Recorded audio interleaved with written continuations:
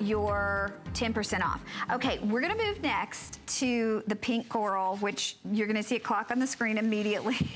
This one is gonna go in a second. This is the only presentation. We took this from $84.90 to $59.90, and it's $11.98 on your charge card. But think about this, you could take another almost $6 off of it, and it's pink coral. This is a gorgeous, gorgeous pink sea bamboo coral, harvested in China. It's like a peachy pink color, but they're larger pieces of coral, Jay. Yeah, it's actually harvested in the South China Sea is where it comes from. So that's where the rough material comes from.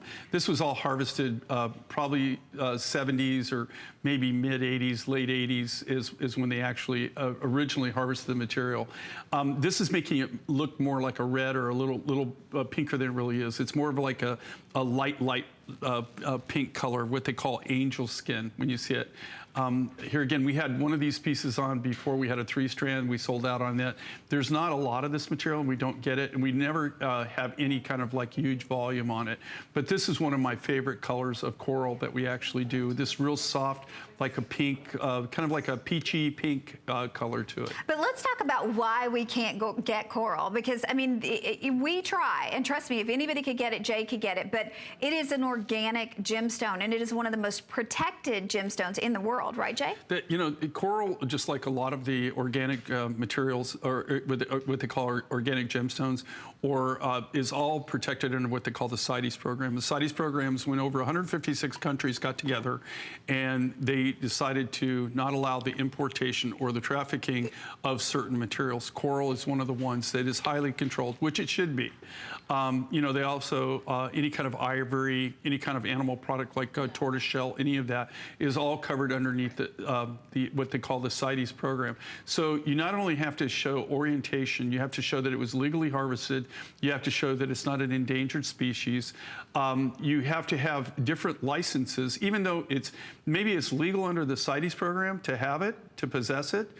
You still have to have the licenses, the Fish and Wildlife licenses and all the importation licenses where you can actually still import it.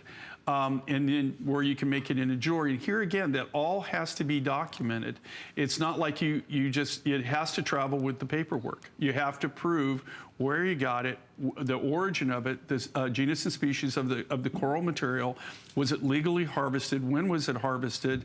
And then you have to, once you start cutting it into jewelry or making it into anything, you have to have all that paperwork, the Fish and Wildlife permits, especially for the United States, to be able to actually bring it into the country. It's highly controlled. And it's not something, even to get it in the coral business, it's not something you just get up one day and decide, okay, I'm not gonna be a stockbroker anymore. I've decided I'm gonna get in the coral business. Almost everybody is grandfathered in. And by grandfathered in, I mean that, you know, that their families have been doing it already. And so they already had the permits, they already had the right to harvest the materials or work with the materials. So it's not something that you just decide that you're going to get into. It's one of the coral, actually, I think, and it's already getting that way. It's maybe even sooner than I originally thought, where you won't be able to get it anymore. Oh, well, this one is officially sold out. So